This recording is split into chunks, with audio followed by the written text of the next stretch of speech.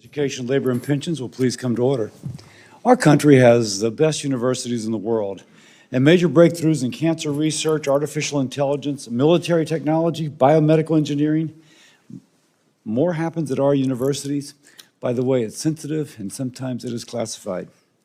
As our higher education system leads the world, and again, it's no accident, therefore it becomes a matter of national security. The Department of War invests an average of $10 billion a year, ensuring we remain at the forefront of innovation. Ultimately, though, college is about setting students up for success, and they should be our priority. But that priority can be undermined when foreign adversaries attempt to exercise influence on college campuses, again, inherently threatening national security. This hearing is about foreign governments and countries' contribution to our universities, but just because somebody elsewhere contributes to our university does not mean it is malicious. We cannot prejudge, but we cannot be naive. We have to look at this in a way which we attempt to understand, and if there's a theme in this conversation, it'll be about transparency. And there are many success stories of this aid helping American students and helping people around the world with a collaboration which is fruitful and helping to solve complex problems. So, again, if we look at this poster,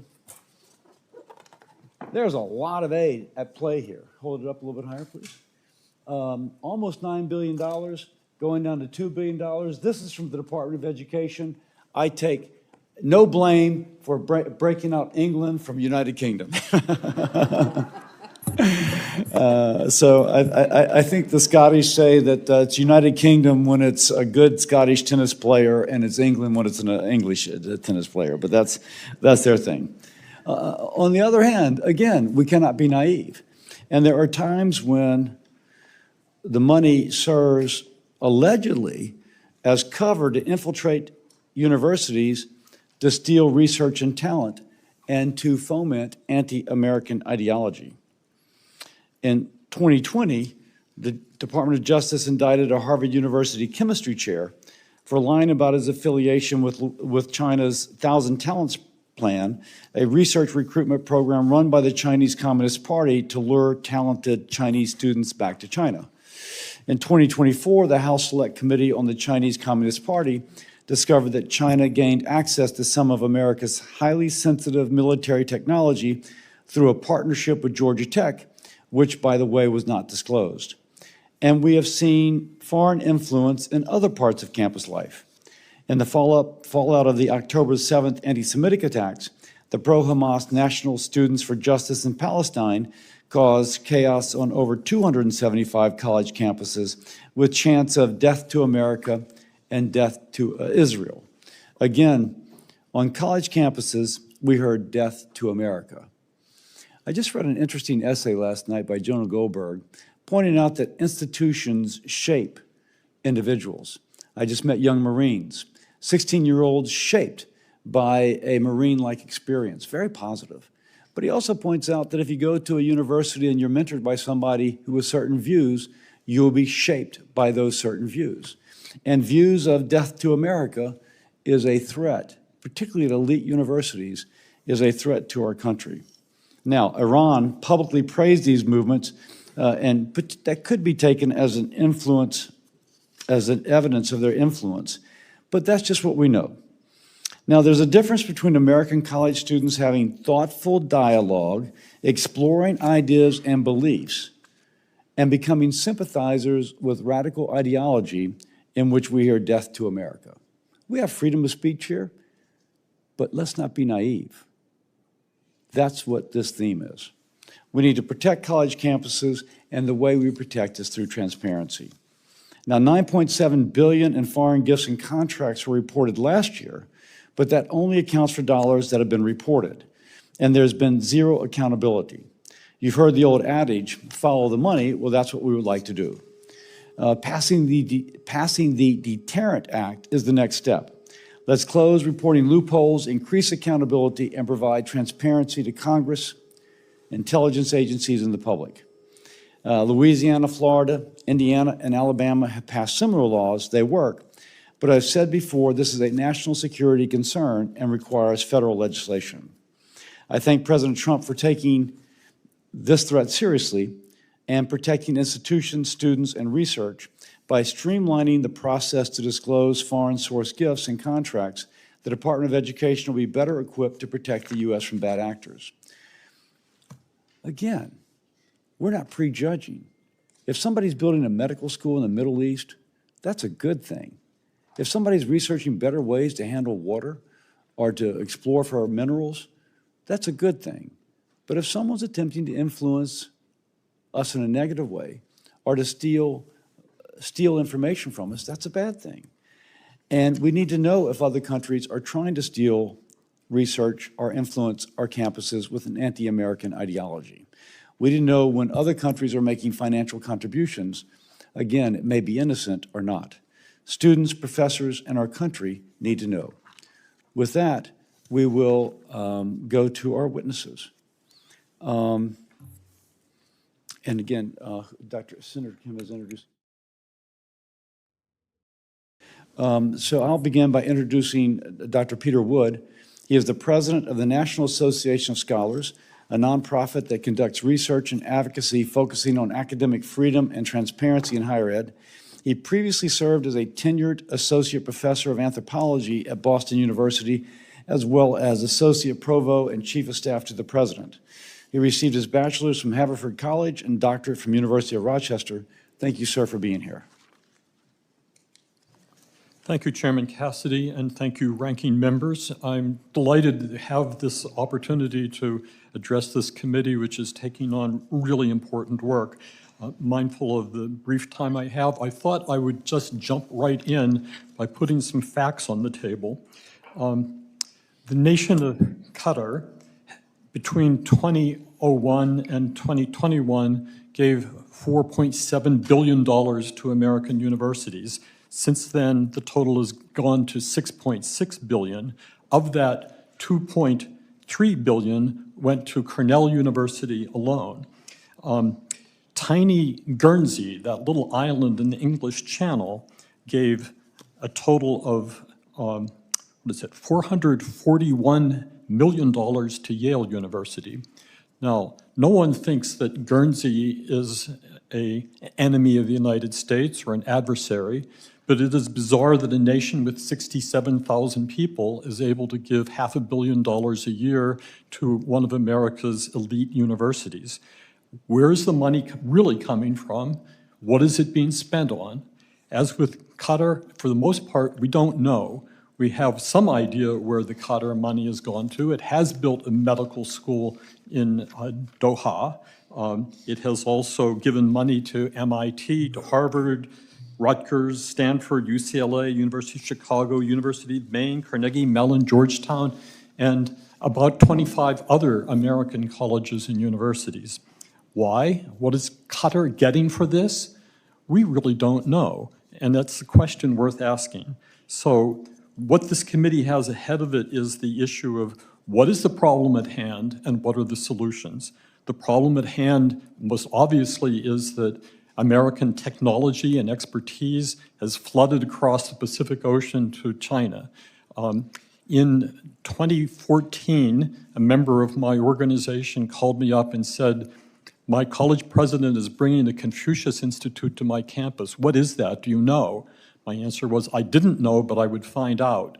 It took me about 2 years, many freedom of information requests, dozens of visits to college campuses, but eventually we got the idea that China had launched an agent of influence operation run by the Hanban, the propaganda agency of the Chinese Communist Party, that had bribed its way into American colleges and universities. It offered colleges not only free teachers and free textbooks, but an actual payment to host a Confucius Institute.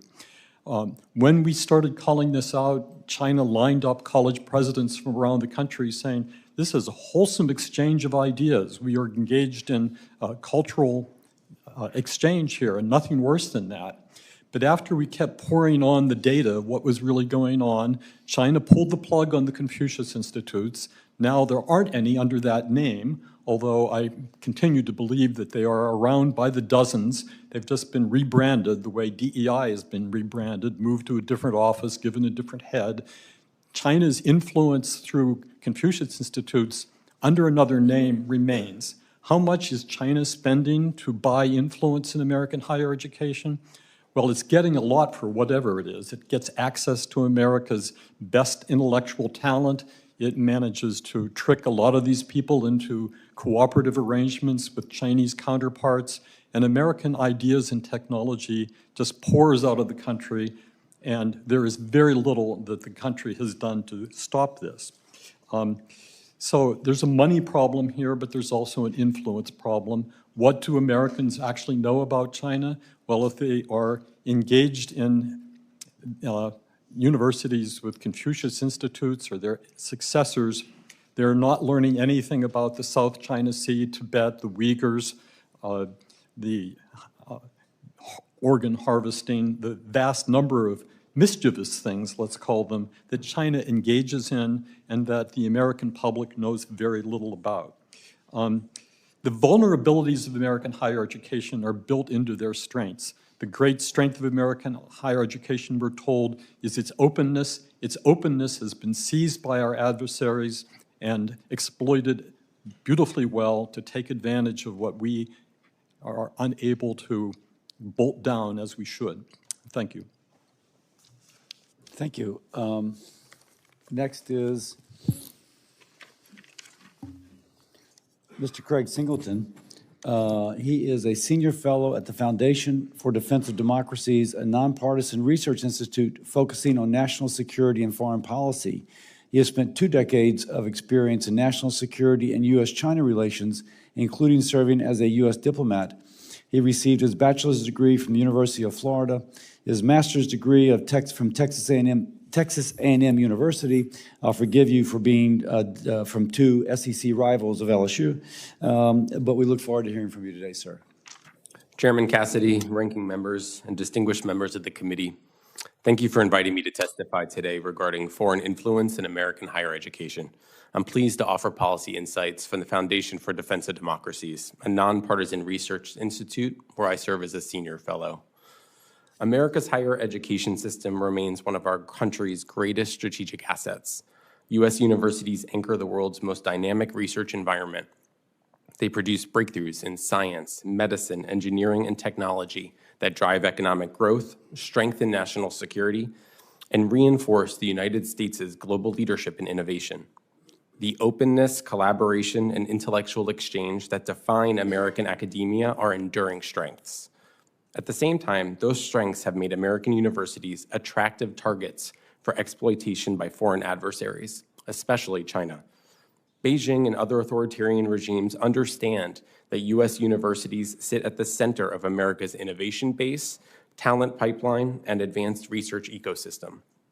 They have sought to take advantage of that access for a range of purposes: acquiring sensitive knowledge and technology, shaping research partnerships, cultivating influence, monitoring students and dissidents, and advancing broader strategic objectives that run counter to U.S. national security interests. Addressing these challenges requires balance, but it also requires clarity. Not every foreign relationship is problematic. The United States benefits enormously from international academic collaboration. But partnerships, funding arrangements, and opaque institutional ties involving foreign countries of concern or entities linked to them warrant far greater scrutiny than they have historically received. The question is not whether American universities should remain globally engaged. They should. The question is whether the United States has adequate safeguards in place to ensure that openness is not exploited by malign actors. For many years, one of the biggest obstacles to answering that question was a lack of transparency. Policymakers, regulators, and in many cases, universities themselves lacked the tools to fully understand the scale, origin, and strategic implications of foreign funding and foreign-linked partnerships. Reporting requirements were incomplete, enforcement was uneven, and public visibility was limited. Encouragingly, that picture is beginning to change. The Department of Education's new foreign funding portal represents an important step forward. Better data alone won't solve the problem, but better data make it harder to ignore. Early disclosures help illustrate the scale of foreign engagement. According to federal reporting data, China alone has contributed $6.8 billion in gifts and contracts to American universities over time. Even more concerning, the Department of Education's portal shows that universities reported roughly $400 million in transactions involving entities that appear on U.S. government watch lists or restricted entity lists. These include firms tied to export control violations, national security concerns, and China's military civil fusion program. These figures do not necessarily imply wrongdoing by universities, but they do highlight a broader structural challenge. Universities are often expected to navigate complex national security risks without consistent federal guidance or standardized due diligence tools. Congress now has an opportunity to modernize transparency and oversight in ways that protect both national security and academic openness. In my written testimony, I outlined several practical steps. First, Congress should strengthen transparency requirements governing foreign gifts and contracts under Section 117 of the Higher Education Act. Second, policymakers should permanently institutionalize and support the Department of Education's Foreign Funding Transparency Portal. Third, universities would benefit from clearer federal guidance and better information sharing to help them evaluate foreign partnerships and research collaborations. Fourth, institutions that receive federal research funding should meet much stronger research security and transparency standards. And finally, policymakers may wish to consider targeted visa screening tied to institutional affiliations with entities or individuals involved in military-civil fusion or that appear on relevant U.S. government watch lists. Taken together, these steps would modernize oversight of foreign engagement in American higher education while preserving the openness that makes our universities the best in the world. On behalf of the Foundation for Defense of Democracies, I thank you again for inviting me to testify today. Thank you, sir. And now Senator Kim will introduce Mr. Daly. Thank you, Chairman. We'll turn to our final witness here, Robert Daly. Mr. Daly is a senior fellow for the Asia Society. He served as the former director at the Kissinger Institute on China and the United States at the Wilson Center from 2013 to 2025. He began his work in U.S.-China relations at the American Embassy in Beijing in the late 80s. He is a director of the National Committee on U.S.-China Relations and the American Mandarin Society, a member of the Task Force on U.S.-China Policy, and leads numerous international dialogues and research projects. And he lived in China for 12 years and has interpreted for Chinese and American leaders, including Jimmy Carter and Henry Kissinger. I yield back. Well, good morning, Chairman Cassidy, and thank you very much, Senator Kim. Thank you to all of the members of the committee for the opportunity to testify today. We are here to assess the state of malign foreign influence in American higher education and to ask how academia and government can continue to enhance their cooperation to protect research integrity and promote national security. We are concerned about many countries that have been now formally designated as countries of concern. I am going to focus on China, which is my area of expertise. As detailed in my written testimony, I have spent years working with universities and government agencies to make sure they understand each other's concerns about academic interaction with China and to try to ensure that they also appreciate the benefits of continuing certain types of interaction with China. Government and academia must work in tandem because American suspicion about foreign malign influence on our campuses, and especially Chinese influence, is both reasonable and necessary to protect our national security and academic integrity for the reasons that my fellow witnesses have already laid out. Everything that we know about the motives and the methods of the Chinese Communist Party indicates that they will try to exploit the vulnerabilities created by openness and internationalization of our colleges and universities. Furthermore, this U.S.-China rivalry, a comprehensive rivalry, is likely going to last for decades. So we don't have a quick fix. These threats will continue, and we are going to need constant vigilance, and we're going to need to constantly adapt. American security agencies began working closely with higher educational institutions to reduce these risks about a decade ago. We've been at it for a while. This cooperation was sometimes difficult, but it was necessary. And the good news, I think, for all of us is that this cooperation is also working. American universities have taken on Washington's concerns, and they now work diligently and at a considerable expense to anticipate and counter the actions of countries of concern. American security agencies, and the Congress as well, and higher educational institutes have now developed common concerns, a common vocabulary for talking about them, and habits of cooperation. And so I want to emphasize today that this has been a success story. Vigilance, yes, but it is not a cause for panic, certainly not a cause for a renewed wave of accusations. If we had in the portal for public reporting a time series that showed not only, as we just saw, the cumulative donations made to American universities, some of which go back to the 80s, but if we were able to see the donations from each country over each year, I suspect we would find that since we started working together on this, those donations have been down. This, I think, is one of the biggest silences of the portal. There's no time series there. It's all cumulative. It is also worth noting to date that there have been no convictions of university persons for conducting espionage on American campuses on behalf of China. There have been cases of program fraud, failures of disclosure, lying under oath, tax evasion, and some baffling levels of bad judgment and bad practice, all of which are extremely concerning and are indicative of genuine problems, but we haven't yet seen an espionage case. And this lack of convictions indicates to me that the problem has either been slightly overstated, despite our reasonable suspicions, or that perhaps we are actually managing it increasingly well. In the next phase of cooperation going forward, as academia and government work together, we have to move beyond our reasonable suspicions and formulate policies based on data. That is the only way to get an accurate picture of the threat. What has been missing from the influence debate from the beginning is an effort to weigh demonstrable harms, not the suspicions, but the demonstrable harms done to American security through foreign influence on campus against the many gains we have reaped by attracting foreign talent over the past 40 years. That measure isn't there. We need a cost-benefit analysis based on evidence to guide us going forward. Last, our ultimate concern is for American security vis-a-vis China, especially in the technology domain. And therefore, our emphasis needs to be not on the already vigilant universities, but on rebuilding our own scientific and industrial might. We mustn't abandon defensive measures, we should enhance them, but we need to move from defense to offense to build up our own technology and industrial systems. I think that is the American style. We're better on offense. Thank you. Thank you, sir.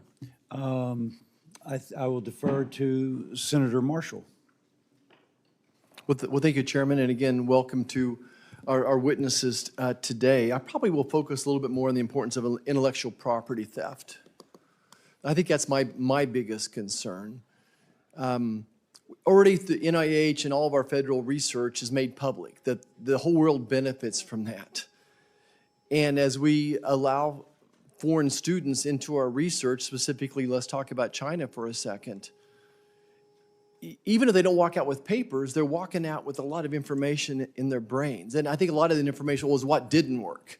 You can't always reproduce all the research, but you can say, well, we know this didn't work, and this didn't work, and we're working on, plan D here. So, Mr. Singleton, in your mind, is there any foolproof way of keeping China from stealing our intellectual property, no matter how many policies we create?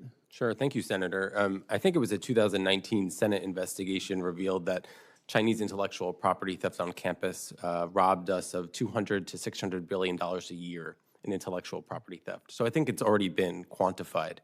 The concern, and I think the House House Select Committee on Countering the CCP released a report this year showing that even today there are thousands of jointly published research reports between U.S. academics and Chinese academics from institutions affiliated with China's military. That's happening today. I think you're right to point out the restrictions and the need for restrictions, frankly, on these sorts of partnerships.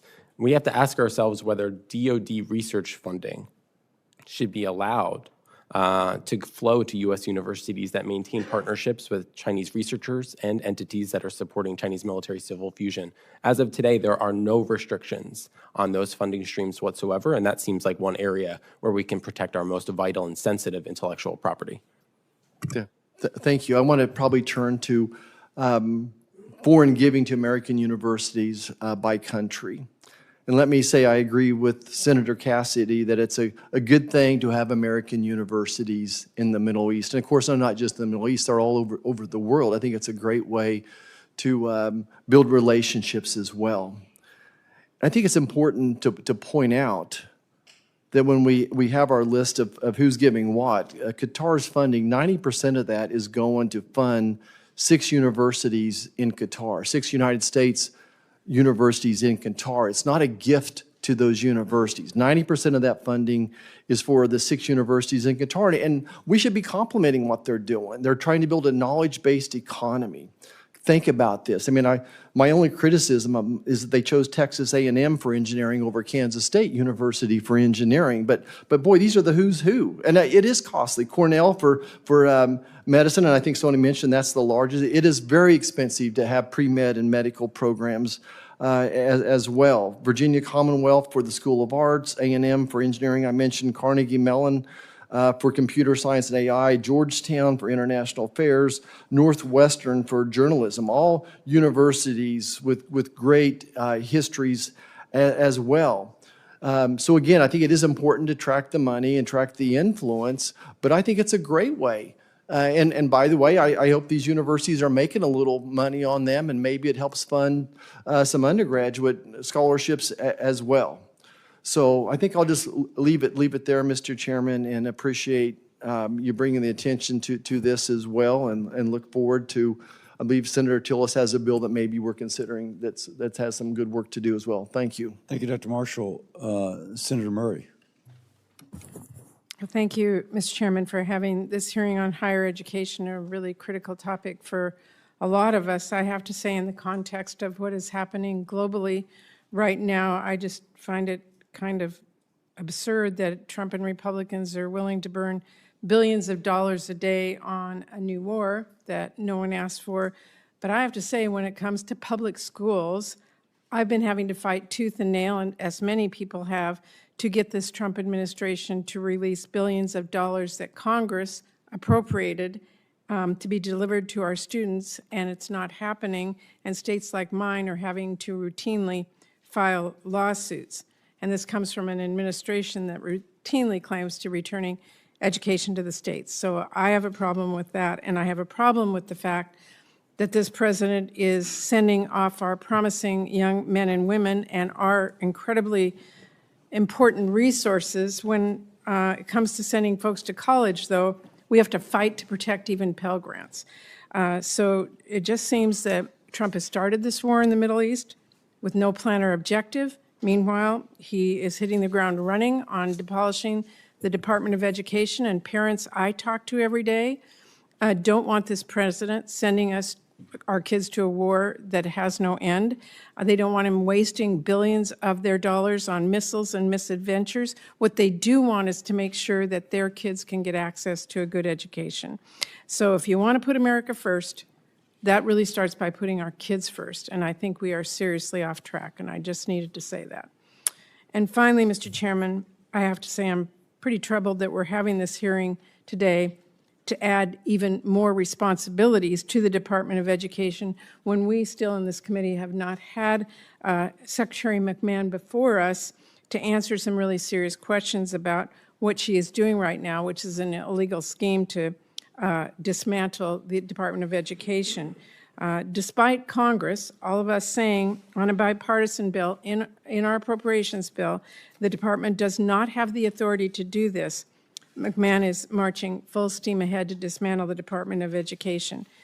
She said she has a group proof of concept, but has given no proof about improved efficiency since she's begun to do this. And in fact, what we know is the first dismantling agreement for CTA is costing taxpayers $1 million extra. So I hope we get Secretary McMahon in front of our committee soon, because I think this is something we all deeply care about. Having said that, on the topic before us today, which I worked with both Senator Alexander and Burr on, Mr. Daly, let me ask you, Section 117 already requires colleges and universities to disclose significant foreign gifts and contracts to the Department of Education, and institutions have spent years building compliance systems around that process. However, the administration announced an interagency agreement shifting aspects of Section 117 oversight to the Department of State as part of its broader effort that I just referenced to dismantle the Department of Education, which has really raised concerns about confusion for institutions who are trying to comply with the law. So I wanted to ask you, how would moving Section 117 oversight away from the Department of Education make compliance more complicated for our colleges and universities? Thank you, Senator. As you've already mentioned, I think the answer to that question, it's a moving target because we don't know what is happening at the Department of Education and what is going to remain there. When Section 117 was first passed as part of the Higher Education Act in 1986, it was the judgment of Congress that this function belonged within the Department of Education, and it is Congress's prerogative to move it.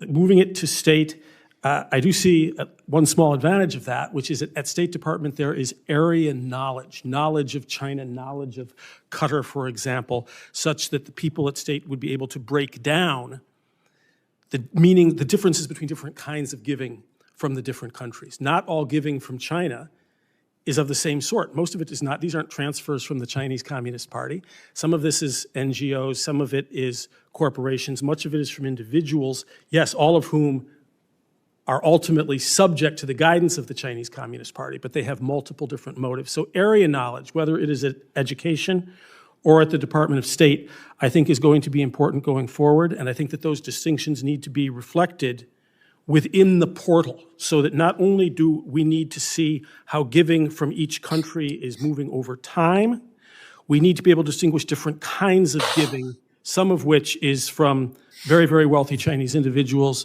who frankly want to show off to their friends that they've donated to American universities, and some of which is genuinely worrisome in the ways that have been outlined and nefarious.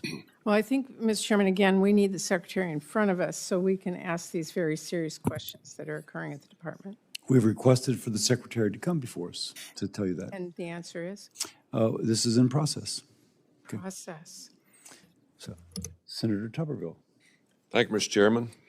Good morning, gentlemen. Thanks for being here. It's no secret that foreign adversaries are involved in our higher education system, whether it's funneling millions of dollars in endowments or foreign governments linked to academic programs. It's everywhere in our country. You know, last few years we closed down, just in my state alone, several Confucius institutes. They don't deserve to be anywhere in our country. The more I learned about these sheer numbers and influence that foreign adversaries have in our education system, it led me to introduce the Student Visa Integrity Act. I introduced it last summer after watching all these anti-American protests on our college campuses. My bill gives the opportunity to get a degree back to Americans who love this country and not students who are adversarial from some of these other countries. Dr. Wood, you mentioned Confucius Institutes. Now that we've closed across this country, and especially in my state, some of these down, how can we tell that they're gone for sure? And then how can we tell that the affiliated professors are not still around and they're also not gone? It won't be easy. You will have to rely on the truthfulness of college presidents who are known to prevaricate on these matters. I think auditing the institutions is probably the only sure way of finding out whether Chinese funding continues to flow to these influence operations. Do you think the professors are still hanging around? And how's the best way to get rid of them? The Hanban, or the Chinese Communist Party, rotates the professors in and out. So it's not that the same people will be there. In some cases they are, but in other cases new ones are coming in and going out all the time.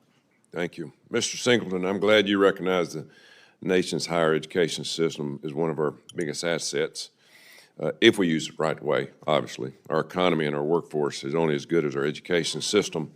You know, I hear from students all across our state all the time about barriers that they face, whether it's getting into a class because we have too many foreign students in those classes already full, or the language barrier, which is absolutely ridiculous when professors can't even speak our language, and we're trying to teach American kids. It's absolutely ridiculous.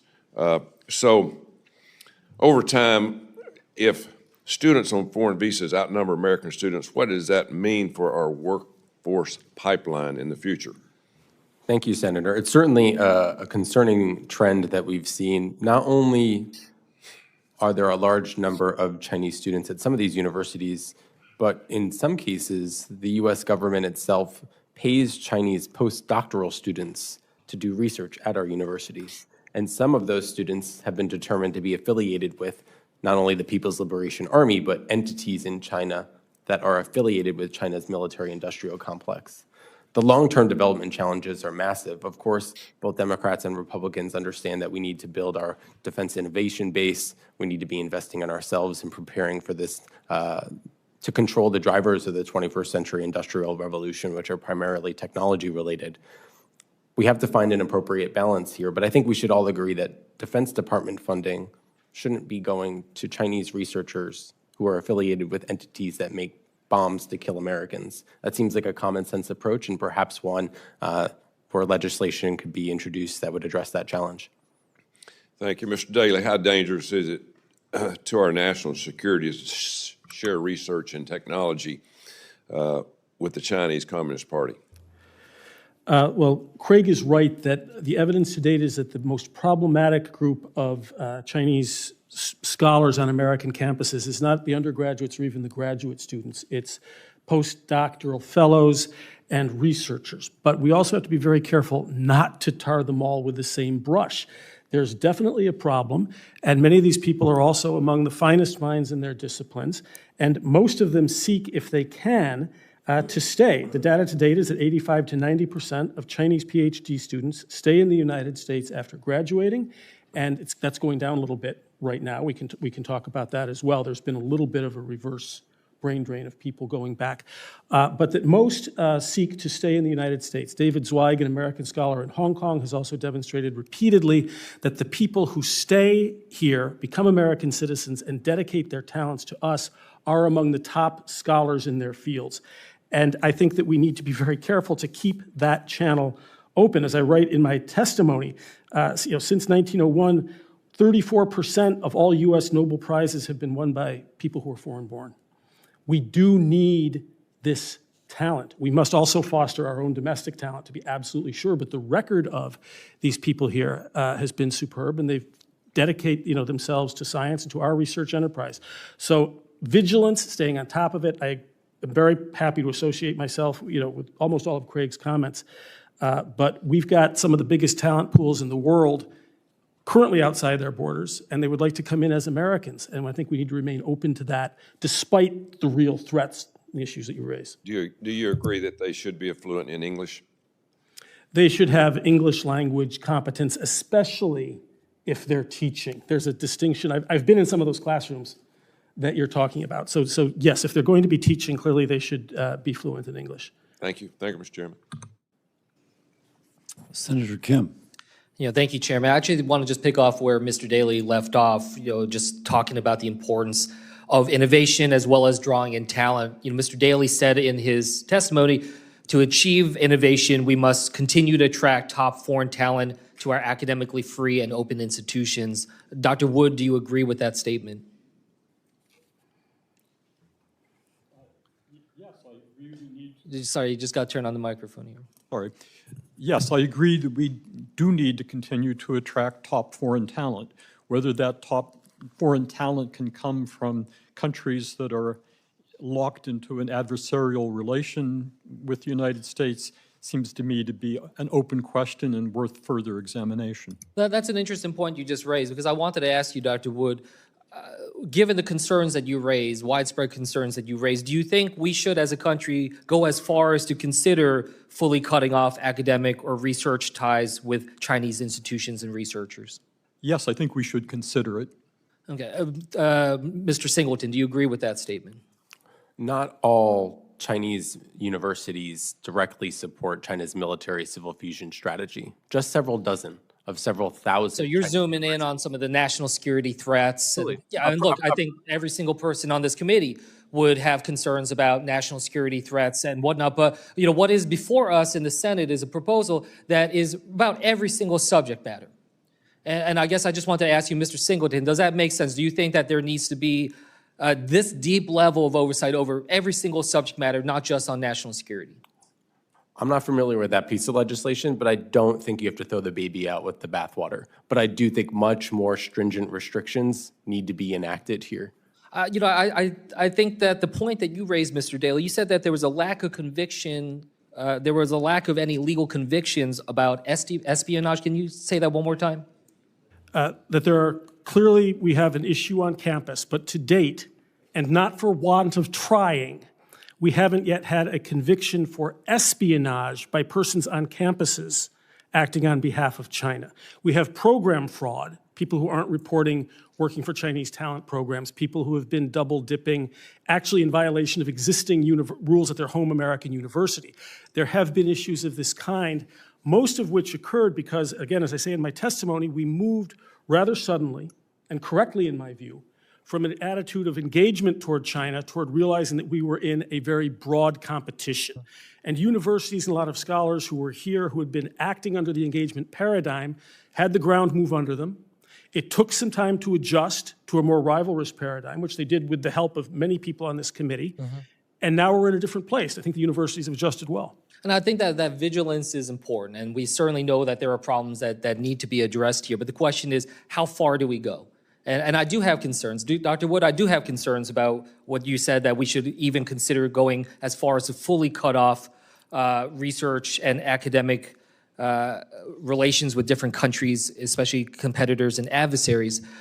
Because, look, we can have the intentions that we want here of saying, this is focused in on this way, but we have to take into account the broader picture and not look at this in a vacuum. So, for instance, Dr. Wood, I wanted to ask you, did you support the China Initiative effort by the Department of Justice from 2018 to 2022 that investigated researchers here in the United States?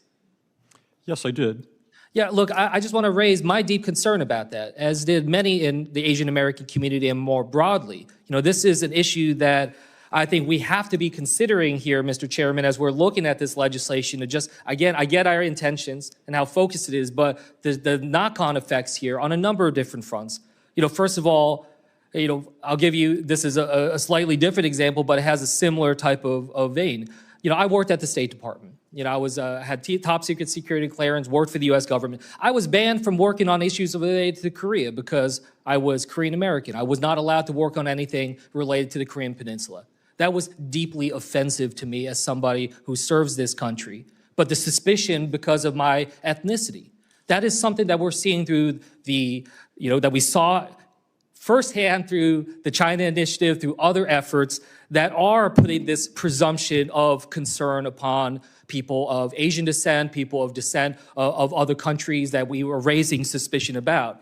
And I just wanted to raise that because the Asian American community has raised significant concerns about this. The second thing is the deep chilling effect that these types of efforts could have on our foreign students coming in. My father came to the United States as a foreign student. I'll be honest with you, with the cuts to visas right now and the shutting off of interviews, I don't think my dad would have been able to get a visa right now to come and study in the United States. And it's having a deep impact on colleges and universities who are dependent on so much of foreign students to come in and provide funding to their schools to be able to continue to be R1 institutions or others. So I just want us to be knowledgeable about these broader knock-on effects that could cascade and very much affect not just the health of our universities and our research partnerships, but also our communities here and the signal that it sends to the diversity of different communities in America. And with that, I'll yield back.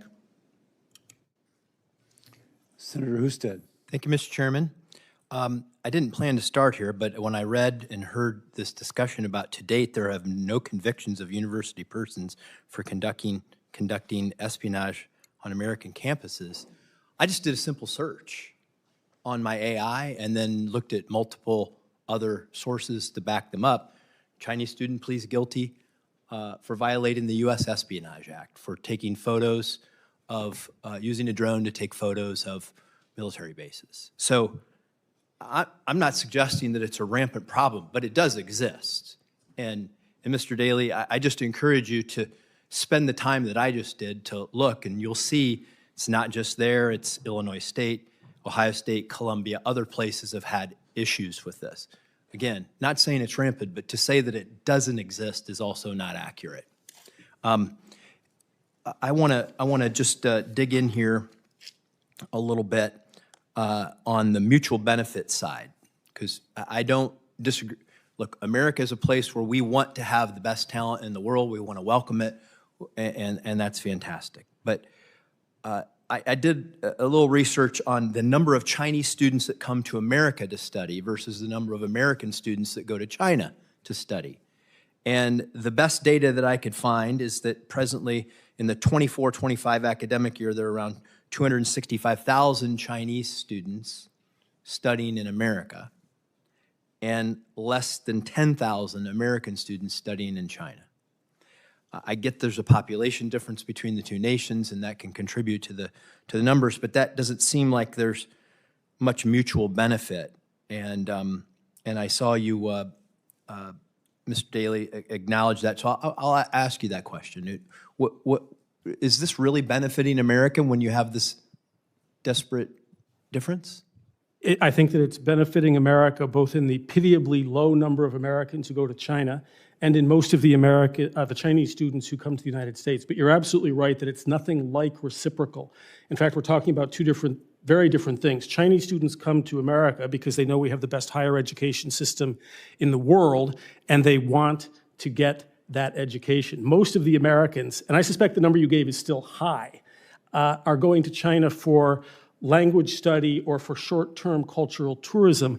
They're not seeking degrees from Chinese universities because they're really as valuable as American degrees. Well, I want to give the others. I want to give the others a chance to address this. Mr. Singleton, thought on that? I think we can all agree that not all Chinese students are spies. Unfortunately, all Chinese nationals are subject to China's national security laws, which mandate that all Chinese nationals cooperate, whether they like it or not, with Chinese intelligence services, which is increasingly a concern. I think the drop, one of the reasons that we've seen a drop in U.S. students going to China is it's increasingly unsafe. The U.S. government, both during the Biden administration and the Trump administration, has outlined the concerns, the physical security concerns and the surveillance concerns to U.S. citizens studying in China. And increasingly, there's no amount of reciprocity between the two. The Chinese tightly control which American students can study at Chinese universities and joint partnerships in China. And so I think those are some of the realities that the Chinese Communist Party doesn't want American students to go to China. I'm going to share some data. This is something I found stunning. It was a pre-COVID number, so the number's not the same. One university that I talked with had more Chinese nationals on their campus studying than they did black students. And we seem to be, and why? They gave me the answer. It's because they pay full tuition. There's a financial benefit because the money is driving the reason that many of these students are coming to the campuses. It's not a benefit to the United States. It's a financial benefit to the institution. That's why the Confucius Institutes existed. Thankfully, we got rid of them all in Ohio institutions. But isn't this really just about the money? Well, a lot of these students, their tuition is paid for by the Chinese party state. These are state-directed initiatives, particularly in STEM fields, to have Chinese students and researchers come to the United States to study. We don't have any controls or due diligence on any of those researchers today. And so that seems to be a core imperative here as well. They're leaving here with the best, the majors, you see the majors in, they're engineering, technology, they're leaving, and then they're going back, and they're helping the Chinese government, as they're required to, as you said, to compete against America. And I'm trying to figure out how this is benefiting America. Well, I get we want to have people here from other countries that ultimately come to America, but it doesn't seem like the China relationship is all that beneficial to us. We need to enhance our visa screening and processing for so many of these students, because the ones that are here because they're part of state-directed programs those requirements for the free tuition paid for by the Chinese government is that they go back to China and then work on this research there, right? There's a cause and effect there, and that's worthy of additional scrutiny for sure. I'm out of time. Thank you, Mr. Chairman. Thank you. By the way, I'm watching body language, and I see oftentimes agreement among the three of you on something said, occasional disagreement, but I'm struck that there is. So just to say, Senator Kaine. Thanks to the panel. Thanks to the chair for holding this important hearing. When I was born in 1958, 1 out of 100 Virginians had been born in another country, and we were bottom quarter per capita income. And today, 1 out of 8 Virginians was born in another country, and we're top quarter per capita income. And the last time I checked, only one other state had moved in that time from bottom quarter to top quarter, and it was North Dakota, and they discovered oil. We didn't discover anything except if you try to attract talent, talent will grow, and the institutions and companies that want to be around talent will come. And so I think this is a discussion, Mr. Chair, where there's a lot of agreement, but it's about trying to find that balance.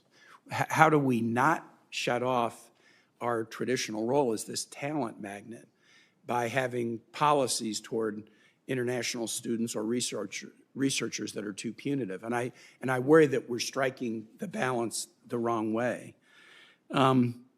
In academic year 2023-24, international students contributed about $44 billion to the American economy. And the point is, it's not just about the money. The money paid by foreign students keeps tuition low for in-state students at many of our universities. They are viewed as kind of a cost center, and it's not just a benefit to them, it actually benefits in-state students with lower tuition. So how do you find the balance?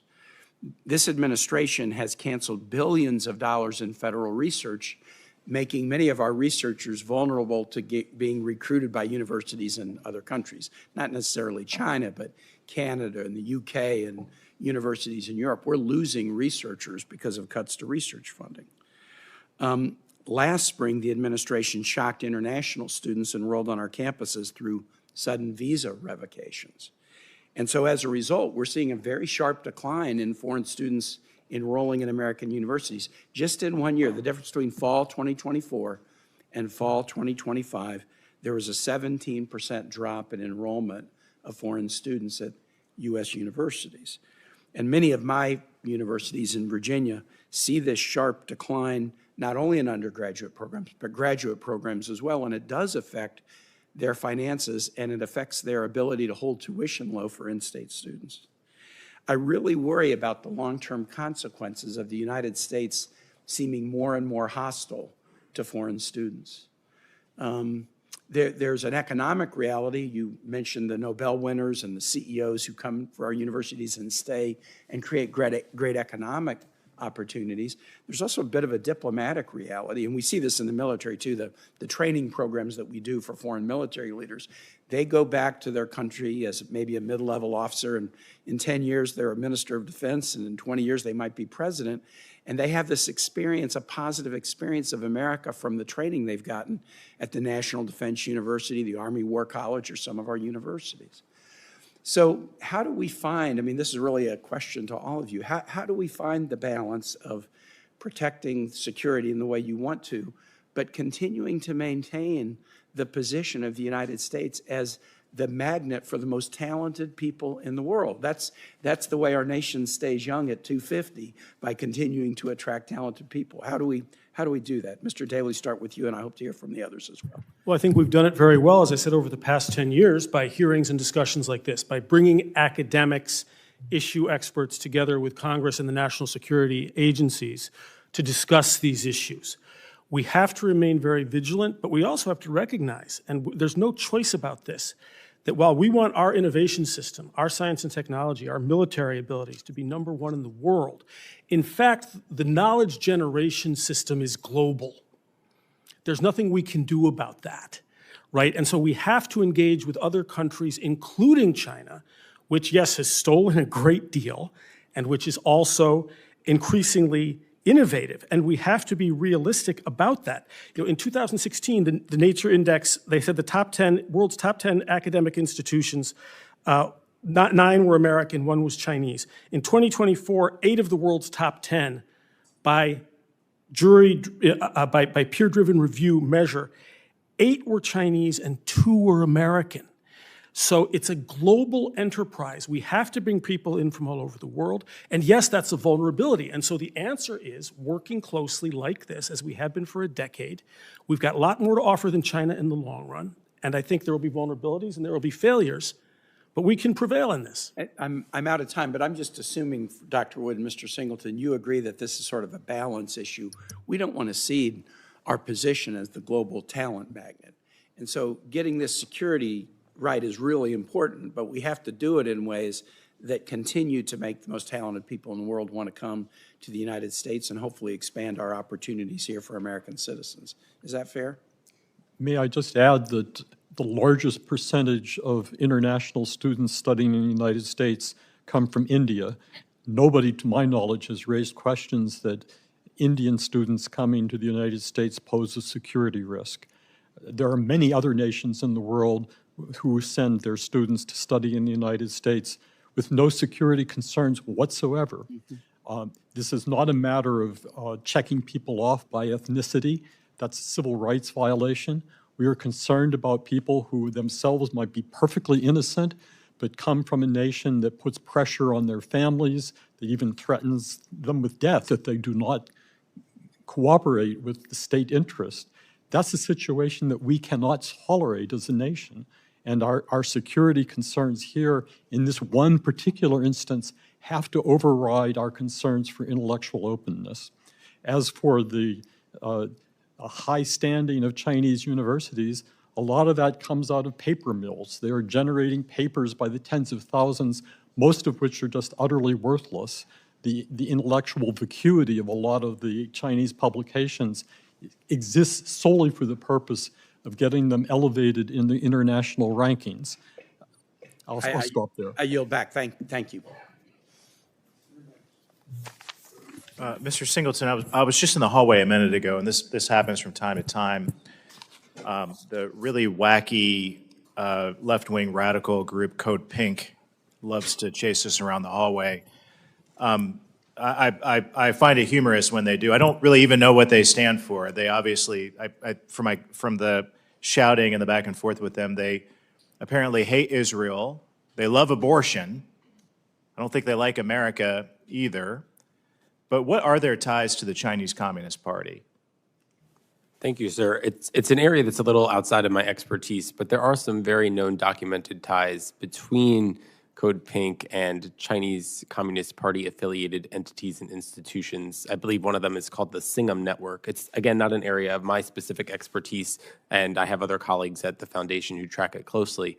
But that flow of money and the disruptive effects that it has here are quite alarming, and ultimately, I think, probably worthy of a lot more interest, pursuit, and scrutiny from Congress. What do they do on college campuses? I'm curious. Code Pink, I mean, they apparently they don't have jobs. They hang out in the halls of the Capitol building and chase congressmen and senators around of their opposing viewpoint. They don't like to have conversations either. I mean, they just want to be disruptive. So what is their interest on college campuses? I'm a professor myself, and I haven't yet encountered them, though maybe after this testimony I will. I think in many respects, it seems as though a lot of their tactics mirror those of former Confucius Institutes and Chinese students and scholars associations, which are Chinese government-funded and directed entities on U.S. college campuses. Some of that includes monitoring students and stifling dissent. For example, if there's going to be a public speaker on campus that wants to talk about human rights in China, they'll organize protests to be disruptive. Ultimately, it undermines academic integrity, but I think at least on the Chinese students and scholars front, Congress has options there. They should be subject to FARA registration.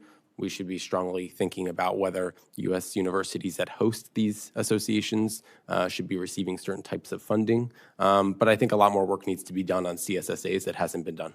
Yeah. Switching gears a little bit, under Section 117 of the Higher Education Act, universities only have to disclose foreign donations that exceed, or contracts or gifts that exceed $250,000, $250,000. Do you believe that threshold is still appropriate in today's geopolitical environment? Absolutely not. Transparency strengthens trust.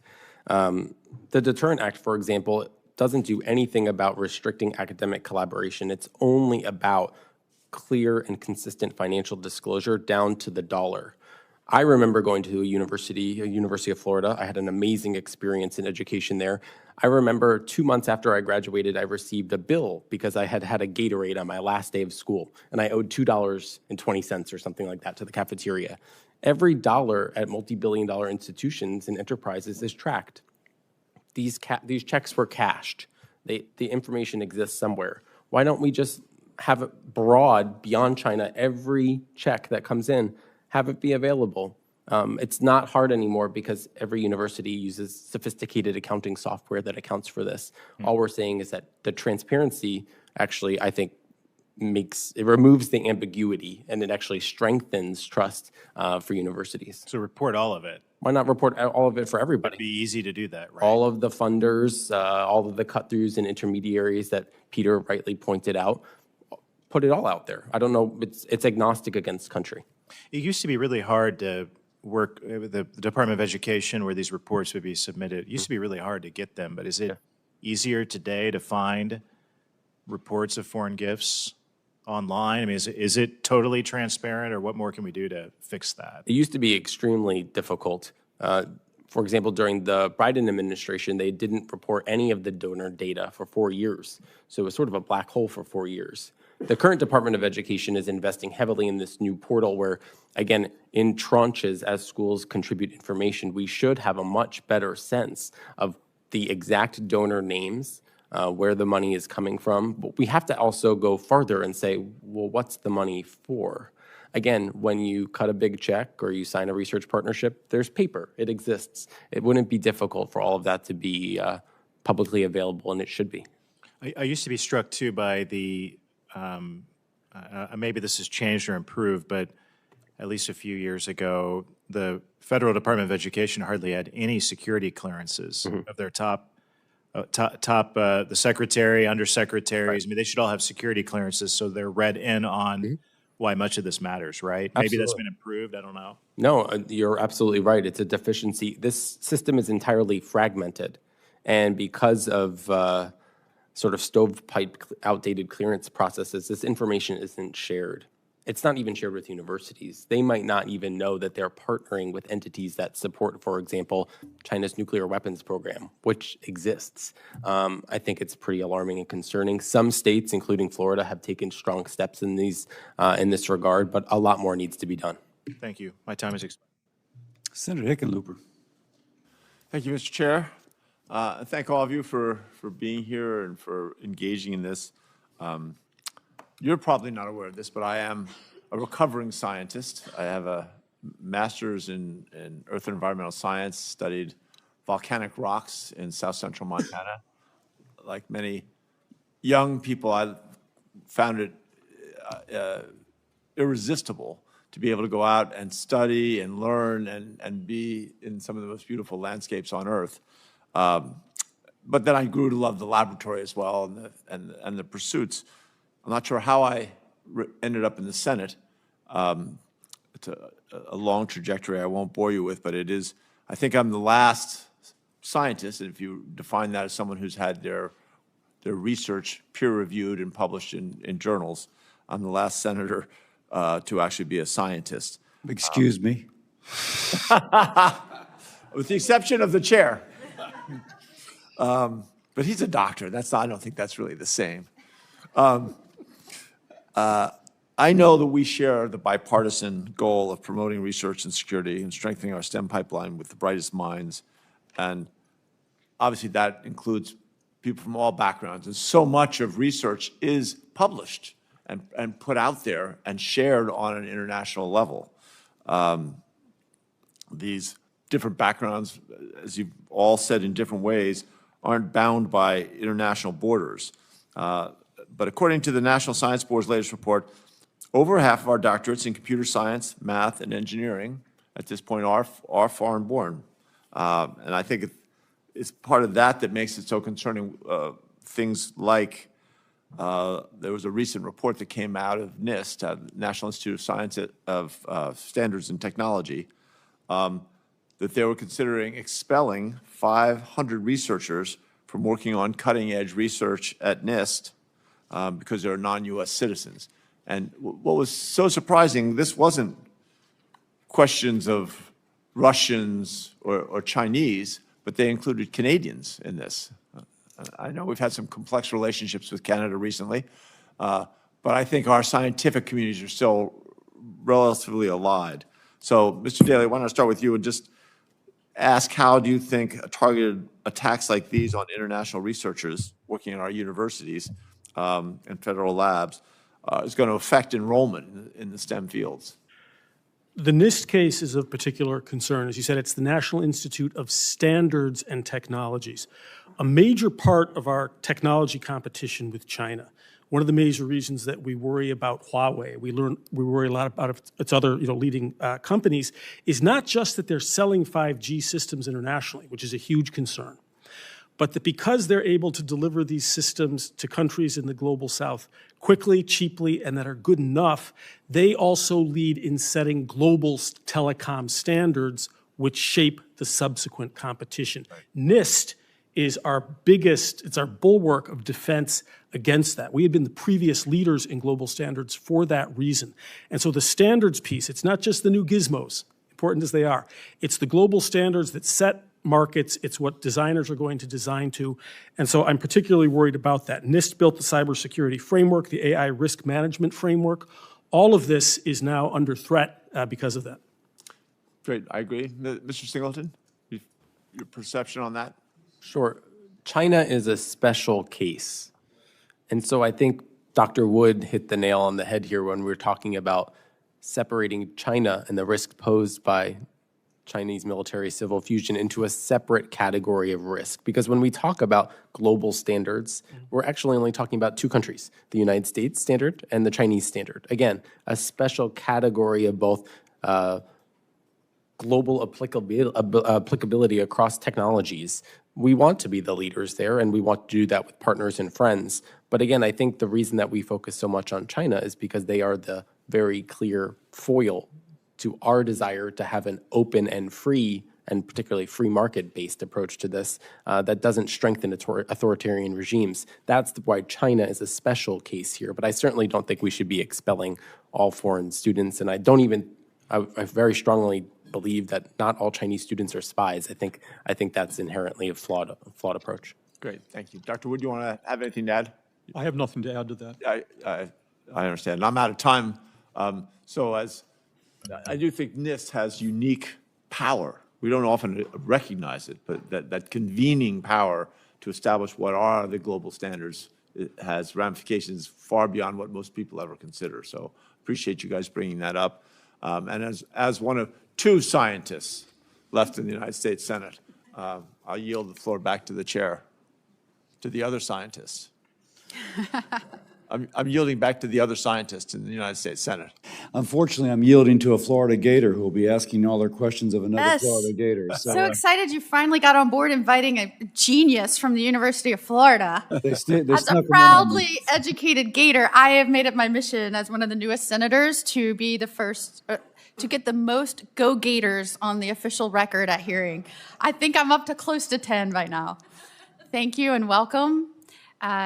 And thank you, Mr. Chairman, for holding this hearing to examine a really concerning truth that many of our universities have been infiltrated by foreign interests, and the hearing where we are specifically talking about malign foreign influence on our universities, I think is incredibly important. I've heard it come up a lot, and I know a lot of people are familiar with the Confucius Institutes, which kind of took embedded in universities really under our noses before people started waking up and figuring out what was going on, that they were in fact a vehicle for CCP influence and propaganda operations in the United States. And as Mr. Singleton said, I'm so proud of my state. We lead in many ways. This is one of them. When I was Attorney General in Florida, we outlawed these institutes from our state. And many other states followed suit, and I am hoping the few that are remaining, they wake up and really dig in and see what's going on. We also prohibited our universities from taking any kind of money or research personnel from countries of concern like China, Iran, and at the time, Venezuela. so important to stay on top of these things. One of the things I think our state does well is we're very proactive in making sure we are rooting out this kind of influence. But besides organizations like the Confucius Institute, foreign government influence in our universities is gaining traction through these large, obscene gifts or grants. And recent statements from the Department of Education showed that during the last administration, there was almost this obfuscation or push to prohibit disclosure, not go after when the universities didn't disclose that information to the public. And I think it's concerning because public trust in our institutions has really been declining since the China-born COVID pandemic. And the last thing anyone wants for our storied universities is to become pawns of foreign adversaries. That's the last thing any of us want. And I also agree with the notion that students that want to come and learn, obviously we need to, that has historically been, we have offered that opportunity, and we shouldn't just cut that off without really examining specifically if there is malign influence in our university. And Dr. Wood, you talked a lot about the extraordinary funding of our top research institutions where they take money from the CCP specifically. You said UCLA receives $129 million, Yale receives $410 million, Harvard receives $630 million. By the way, again, this is illegal in the state of Florida. No serious person can see those numbers and not understand that these universities can be influenced. Specifically, understanding that, unlike in America, Chinese, in their universities, they understand, they fully enmesh their universities into the People's Liberation Army. I think there's highly concerns that some of those coming over here that are being embedded in research, that information gets spirited away to CCP agents directly into the Chinese military industrial complex. And Mr. Singleton, you said that the CCP is in fact paying for students to come over and be embedded in our universities. So I want to go back to you, Mr. Woods, momentarily. Did you know that, we kind of pushed back on some of the Confucius Institutes, but did you know that in China they passed 2 laws that require all nationals, not just their students, but all nationals to cooperate with the CCP and provide information on demand? Yes, I'm aware of that. And you were kind of singling out some other nations that send students here that you think we shouldn't necessarily prohibit those visas. But do you think it's a problem when a foreign adversary, especially one that has been orchestrating ways to infiltrate, and I could take off for you, Chinese student in America that has been caught stealing information, flying drones over our military bases over and over and over again, knowing that the laws are on the books in China that requires them to report back. And we've even had disclosures where they have been pushing them to provide information and report back, and they have. Does that concern you that we are still allowing this without further legislation preventing that? It absolutely does. I think you framed this correctly by saying that the issue here is public trust. Americans at large understand that China is stealing our lunch. The only people who don't seem to understand that are the college presidents and trustees who see the money coming in and shrug and say, okay, that's good for us. I'm concerned, yes, that we are in a situation where the Chinese students are subject to state pressure to cooperate with their government. Even if they don't want to, they will. But they also are being regimented by the Chinese Students and Scholars Association, by the remnants of the Confucius Institutes, and a whole galaxy of other Chinese organized efforts to make sure that Chinese influence in America, not just on campuses, but in elections and everywhere else where they can get a reach, is proceeding pretty much unhindered. I think, and Mr. Singleton said, some of this information, we could be actually helping China develop their nuclear program. That should put fear in every single one of us on this dais. I've proposed a Stop CCP Visas Act as long as these laws are outstanding in China to require cooperation by the students that they send and pay for to come here. But if we don't get smarter and wake up and start examining who we're inviting into this country, we are promoting our own demise ultimately. So thank you very much for being here, and I will turn it over at this time to Senator Alsobrooks. Thank you so much, and thank you to our witnesses for being here today. You know, while I agree that it's important to stamp out dangerous sources of foreign influence in our higher education system, I think it's important that we also address how cuts to research funding can increase foreign influence on the global stage and undermine U.S. competitiveness. The NIH drives economic growth, it fosters biotechnology and develops life-saving treatments, yet last year, President Trump and Secretary Kennedy's reckless research cuts directly caused our state's preeminent higher education research institution to receive 40% fewer awards, representing a decline of around half of its research funding.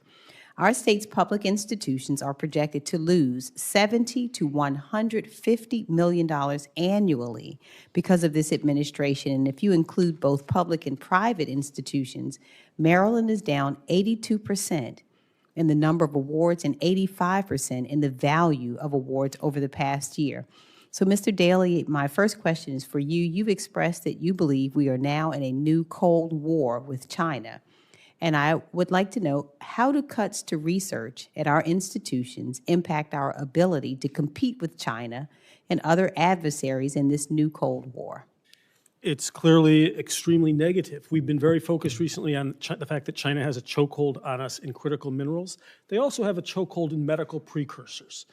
No China, no ibuprofen for Americans. They are now widely acknowledged in the expert community, although I think that we haven't paid enough attention to it in Congress, to be the leaders in biopharmaceutical research. It is expected over the next 10 or 20 years that most of the major new therapies, most of the major new medicines will be coming out of China because we are no longer keeping pace and we are under-resourcing what had been the world's strongest, medical and discovery institutions. And so it's a major concern, and it also constitutes another chokehold potentially for China. We're keeping their electric vehicles out. What if they come up with a major therapy or another cure that can save American lives? Will we keep that out? They're increasingly innovative, and we are not yet falling behind, but the tables are, the balance is shifting a bit. So now how does it, we've also seen the politicization of research dollars by this administration, and I wonder how you believe that politicizing research dollars emboldens our rivals. The universities are still the engine of our innovation system. They produce new knowledge on their own, and most of the major CEOs and scientists who work as entrepreneurs and have new discoveries are products of our educational institutions. About 90% of all American R&D doesn't happen on campuses. It happens in national laboratories.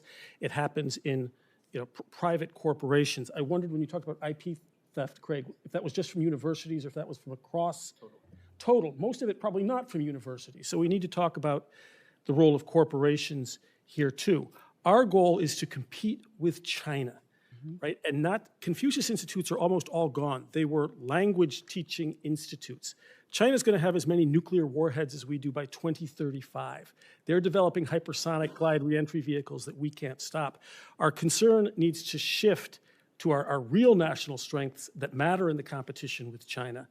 The universities are important, vigilance is necessary, but I'm afraid there's a lack of proportionality. Now, just also regarding talent. So when it comes to attracting the best and brightest minds in the search for cures and new technologies, cuts to NIH and NSF, research ultimately reduces slots for trained researchers and weakens public and private institutions' capacity to train the next generation of researchers. One poll found that more than 45% of responding scientists said that they were considering leaving the country following the disruption to science prompted by the Trump administration. So how does catalyzing a talent brain drain challenge our ability to attract leading minds away from our adversaries and our rivals? And how is China working to aggressively recruit top scientists, including those of Chinese descent, leaving the United States? I think everybody today has advocated for balance, recognizing the real vulnerabilities and the need to continue to attract people. It has to be said that the people leaving and those numbers are growing. There's push because they don't feel safe or welcomed here. But there's also pull. China has tripled its number of universities and is giving more and more money to R&D, and they go back and they get brand new laboratories. So we need to think about China here not only as a threat to be defended against, but as I said, we have to go on offense and provide research dollars and facilities to match those of China, both to develop our own native talent and to attract the best foreign talent. Thank you. I yield. Thank you, Senator Markey. Thank you. Thank you, Madam Chairman. No one here wants corruption in higher education. No one wants our colleges and universities to be beholden to other countries. But it shouldn't come as a surprise to anyone that the Trump administration is weaponizing good faith compliance with Section 117, reporting to continue its war on higher education. This administration's focus on, quote, foreign influence in education is just another distraction from the corrupt wheeling and dealing by our fraudster-in-chief in the Oval Office. If we want to talk about malign foreign influence, we need to look no further than 1600 Pennsylvania Avenue. Right before his second inauguration, Trump's crypto company accepted $500 million from the United Arab Emirates. Then just 6 months later, in May of 2025, another UAE-backed firm financed a deal with $2 billion of Trump's cryptocurrency. And just a few weeks later, Trump green-lighted the UAE's purchase of 500,000 AI chips. Just a coincidence, right? Doesn't stop there. Last May, Trump accepted a $400 million Boeing luxury liner from Qatar to use as Air Force One, a deal approved by Attorney General Pam Bondi, a former lobbyist for the Qataris. But is it just a coincidence that 3 days later, Qatar was the first foreign entity allowed to purchase new American counter-drone systems? I don't think so. Don't worry. The Saudis are in on it too. Jared Kushner, Trump's son-in-law, accepted a $2 billion Saudi investment in his private equity firm. The Trump administration simultaneously continues to cozy up to the Saudis, including advancing a plan to give nuclear weapon wannabe Saudi Arabia nuclear technology. Dangerous. We can also talk about China. Just last week, Chinese crypto billionaire Justin Sun, who bought more than $90 million in Trump crypto, had his SEC fraud case dropped. If we want to promote, quote, transparency and trust, let's start with the malign foreign influence of this White House. Poor Jimmy Carter, he had to give up his peanut farm. Now, the American people are getting peanuts from this administration while gas prices surge, healthcare costs are spiking, and we are sucked into another war in the Middle East. So I'll be the first to work with the Republicans on this committee if there is deep-seated malign foreign influence that is unaddressed in our colleges and universities. But our colleges and universities are our greatest geopolitical asset. Over 1 million international students study every year at American institutions. And we're seeing China and Europe now poach scientists and researchers because of this administration's foolish attacks on higher education. That is our greatest asset. Last month, the Boston Globe warned, quote, with federal support for scientific research now unpredictable in the United States, a brain drain to China may be possible in the coming years. So, Mr. Daly, is an administration that accepts billions of investments in Trump crypto companies from foreign governments and makes sweetheart deals and guts research funding leading to a brain drain? And is that a national security risk for our country long term? We see some evidence of a brain drain. Thank you for the question. I think I'll continue to work with universities and all of you and the security agencies to get the balance on China right. That's the focus of my work. But yes, I do worry about a reverse brain drain. Yeah, because if there are bad actors, thank you, I want to work on that as well. Seeking undue influence, our colleges and universities, we should root it out. But dismantling the Department of Education, naming the head of the World Wrestling Federation to be the head of the Department of Education, that's not going to help, and neither will cutting research grants, pushing scientists overseas for better opportunities. If we truly want to put America first, then let's start by cleaning up the corruption in this White House. Thank you, Mr. Chairman. Thank you, Senator Markey. So my advantage is I get to listen to everybody, and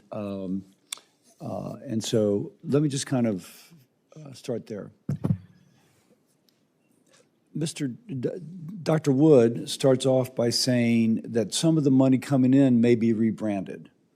Now, we don't know that, but you have to be careful about that. The Department of Education says that as much as a third of foreign contributions are not reported. Now, there's a stretching there. Now, Mr. Daly, you suggest that the previous legislation and the kind of last 10 years have solved the problem. But let me start with you. If 1/3 of the money coming in is not reported, which granted could all be a bunch of gifts less than $250,000, but probably not. And if Dr. Wood is correct that $500 million is coming through Guernsey, which is an island notorious for money laundering, so it's easy to imagine dollars are put there and funneled here. This hearing is about transparency. Frankly, it's supposed to be about transparency, not where the student originates from. It's about transparency. So I say this because I respect all three of you. You've done a great job. Do you agree that as much as 1/3 of the donations may not be transparently reported? And assuming that Dr. Wood is correct, that $500 million is coming from Guernsey, which is, again, as we said, a conduit for people who don't want their identities known. Thoughts about that? Well, I can't confirm any of those statistics. I can say that having visited a great many public and private major research universities to discuss this, I would be surprised if 1/3 currently is unreported. All I see on universities is vigilance, again, at tremendous expense, and a disposition now, again, this is shifted, a disposition now to assume that at least for projects that are coming from China and related to STEM, that the answer may well be no. Okay. The message is received. So in the conversation, you're kind of veered towards China, but really the conversation was about a lot of things, and the largest single donor is Qatar. By the way, Qatar paid for a pharmacy building at Xavier University after Hurricane Katrina in Louisiana. And so I want to say that we can't bring black or white here. We've got to accept that there is nuance. And so that's where I go back to transparency. So I just want to point this out. That it's not so much about China, even though that's your expertise. It's about kind of transparency. Well, here I think that Craig is right that we can do a better job with 117, and for all of the reasons that have been mentioned, and I like Craig, I think that it's a good idea to lower the reporting requirements from 250,000 to 50,000, or in some cases lower. But what is the use of this portal? Everything is lumped together. These are cumulative numbers that do not paint an accurate or a useful picture of what is happening now. It would not be at all difficult to line up bars on the portal that show donations by year, broken down by country. And again, I would like to know whether that would show that our work, at least vis-a-vis China. I'm told it's there, but it's difficult to ascertain. So just to say that. I couldn't find it. I got spreadsheets where everything was lumped together that seemed to give the impression that all foreign donations are malign, which is not true, that all donations from China come from the Chinese Communist Party, which is also not true. There are no distinctions made, and there's really no time series, and we need that to judge the scale of the threat and whether our work is actually effective or not. I'd be careful of those cumulative. Mr. Singleton, I see you nodding your head yes. You would agree with that? So the Department of Education has made clear that the portal will be continuously updated. We're seeing the first version, and I agree, they have to ingest decades of data from different spreadsheets and sources and attempt to make sense of it. Yeah, but I guess more to the point that just because it's coming from mainland China or from Qatar or from England or the United Kingdom, in of itself doesn't mean anything, rather as is the source of it and the purpose of it. Well, you can't manage risks you can't see. So the challenge here is that transparency protects universities, policymakers, and students alike, which is why we don't know what we don't know here. The use of cutouts and intermediaries is very well known. It's particularly well known in the case of China. We should understand what the money buys. So it's beyond just the disclosure of what the check amount was. We should have a very clear-eyed view of what the money buys, and currently that's not required by law, and most universities do not publicly So the report that. transparency, I think the agreement between the two of you is that, yes, report the amount of money, but also tell us what the money buys. Exactly, it should be two, right? Go back to a medical school in Doha. Sure. The medical school in Doha will be providing educational opportunity for those who otherwise may not receive. Absolutely. Information is the ultimate goal here. Then we can effectively evaluate which ones are benign or make sense or advance U.S. national security, and Dr. which ones Wood, are risk. that may be the way to kind of to build the bridge between witnesses. Would you agree with that assessment? I'm not sure. I think that this goes beyond knowing what the source and the purpose is. You need to figure out how it's actually applied. We all know money is fungible. You will drop a money bomb on a college. Some of it will go to a particular purpose. Some of it will be siphoned off into overhead. That overhead money will be used for other purposes. You really have to know where the money is actually going and what it's doing on campus. I think Qatar, since we've talked about that, spends some of its money in very wholesome ways. But when it funds Al Jazeera and trains Al Jazeera at Northwestern University, that's not quite so wholesome. We also So know— let me stop you there. Yeah. So the degree that, okay, here's a bucket of dollars coming from X country. Yep. And this is funding a way to go after critical minerals in a way that benefits the U.S. And this is going to Al Jazeera. I think what I heard from the first two is that if that's clearly known, now your point is, I accept, that some of it's going for overhead and some of it's fungible, but theoretically, if you knew that we got $5 million and $2 million went for overhead and $3 million went for this program, that would give you insight into that? I think it would give us an ability to make more prudential judgments as to whether it's worth having the money, given that Al Jazeera is going to get a portion of it. But I think that there's a lot more to this. We are in a situation where the foreign funding comes in a very mixed picture from some countries. Qatar is an example of that. China is not. The money that we get from China is almost all used to some degree for a mischievous purpose. So transparency is a broad term. It has to be driven down to I'm going to give an a level example of from detail. Mr. Daly. I'm thinking Mr. Daly is saying there might be a Chinese billionaire who decides to fund a chair of English at a university, and wink, wink, his daughter then gets accepted. That would be relatively benign, I presume, except for denying entrance, perhaps, if there's a limited number of people to be accepted. Well, I see a complication there. There is a Chinese billionaire. Singham is the guy. He's the one who funds Code Pink. I see his minions in New York City on the subway with their anti-Semitic signs all the time. The Chinese billionaire who's funding something at Columbia University so that his progeny get favorable treatment, that you might think is one thing and Chinese malign influence is something else, but they're really not.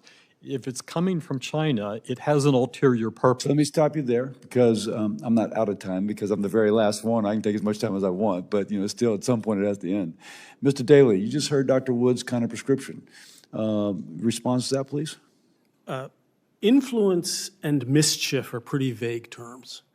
And again, there is a problem, as we've all said, and to correct it and to respond to Senator Husted, who's no longer here, I had said that we haven't had a conviction for espionage on American campuses. The issue he raises about the photographs, near military bases is real. MD Anderson is an academic institution, and there was something at MD Anderson. I'll just point that out, because in principle, that was the same thing. It wasn't Texas A&M, but it was MD Anderson.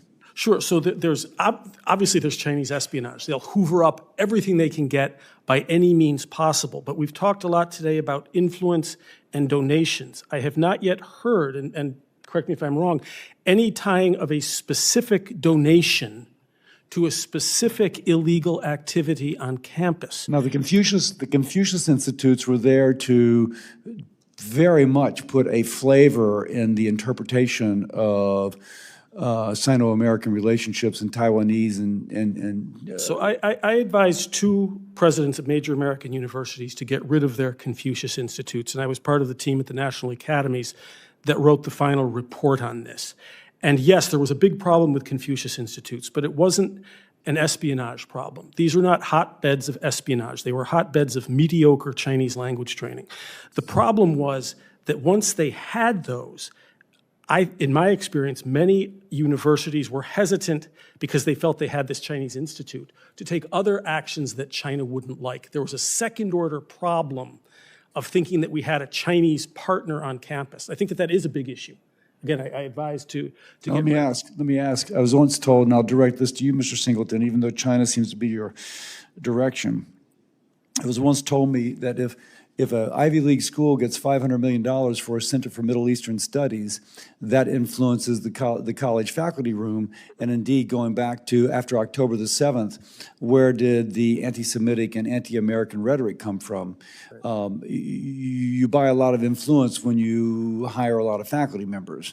Yes. Mr. Singleton, any comments on that? Not only do you buy faculty members, in many of these cases, the host government nation, China or Qatar, is in charge of curricula development.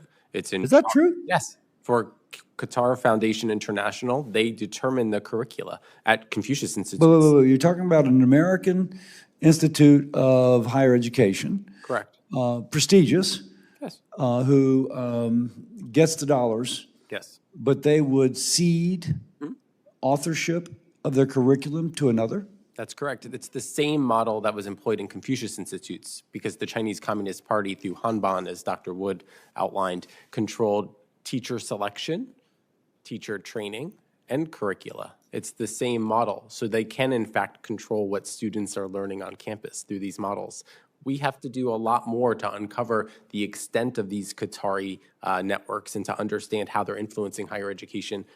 We already have a precedent, though, from the Chinese Communist Party and Confucius Institutes. So let me finish with this, because obviously transparency is key. I was, obviously we have conflict with Iran right now. And I'm driving to New Orleans from Baton Rouge to take a flight up here, and I pass a store that's run by an Iranian American, and he's got a big billboard with an Iranian flag saying, "Thank you, President Trump." A lot of people who come here from those other countries because they don't want those other countries. They love their country, but they've been squashed. And we see the celebrations of the death of the Ayatollah as an example of people from Iran who were chafing under the yoke of a terrible leadership. I suspect that is true of every autocratic government in the world. People want freedom, and they come here. So obviously we can't paint a broad brush. If somebody comes from a country which is adversarial with us, they are therefore guilty of being an accomplice to that adversarial government. So the question is, is there transparency in that? Do we have transparency in the people who come here as research assistants so that we get those brains that are born elsewhere and they come here and benefit us, but they get freedom? Dr. Wood, I'll start with you and I'll finish. That'll be my last question. I'm not quite sure I get the question. So is it possible to have this? We're talking about transparency for those scientists and educators and business people who come here from elsewhere, be it China, be it Qatar, Iran, Russia, et cetera, who actually are fleeing a government. They want our freedom, and they end up becoming our great American citizens. Is there a way to adequately vet there? Well, we need to be prudent in every case when we grant a visa to somebody, that we're not granting a visa to a re-immigrant from some other country who is making use of our procedures to slip in. But generally speaking, most of the people who want to come here are coming here for legitimate purposes and need to be treated with respect as they pursue their God-given freedoms. No objection to that whatsoever, but there is an element here of being wise stewards of our own freedom and not allowing it to be seized by those who want to undermine it, and they are here too. I think the Trump administration is doing a reasonably good job of trying to vet the people who are already here under visas, but are using those visas to spread anti-Semitic propaganda, anti-American activities, or to engage in intellectual property theft. You agree with that, sir? I think our goal should be to retain as much top talent as possible. I think it's Xi Jinping's worst nightmare, the idea that his top researchers would stay in the United States and contribute here and embrace liberty and democracy. I think that's a big concern for them. As a former U.S. diplomat, I would tell you that the adjudication of visas is incredibly difficult. It's impossible within that 30 to 45-second interview to actually determine whether this person represents a national security threat. We haven't built up the training for consular officers worldwide, the security databases that they need to adjudicate these decisions. And so that's one of the core reasons why so many of these problematic researchers, particularly those associated with Chinese talent programs like the 1,000 Talents program, slip through the system. It's absolutely possible to enhance vetting. I think the case is very specific to China because it's a party state-directed initiative to steal our intellectual capital and to operate on our college campuses, because as we've all outlined, those are the centers of our innovation growth. We've done an increasingly good job on research integrity over the past 10 years. We can continue to do a better job through increasing transparency in the ways that we've described. But we also need to keep our eyes on the main issue, U.S.-China competition. I'm a lot more worried about the fact that China will have the same number of nuclear warheads that we have in 2035. I'm more worried about that than the fact that a Confucius Institute that was kicked off an American college campus may now be offering Chinese language classes in a local elementary school. That's not where we need our focus when we think about U.S.-China innovation competition. Thank you all. For any senator wishing to ask additional questions, questions for the records are due 5 p.m. Thursday, March 26th. Thank you for being here. The committee stands adjourned.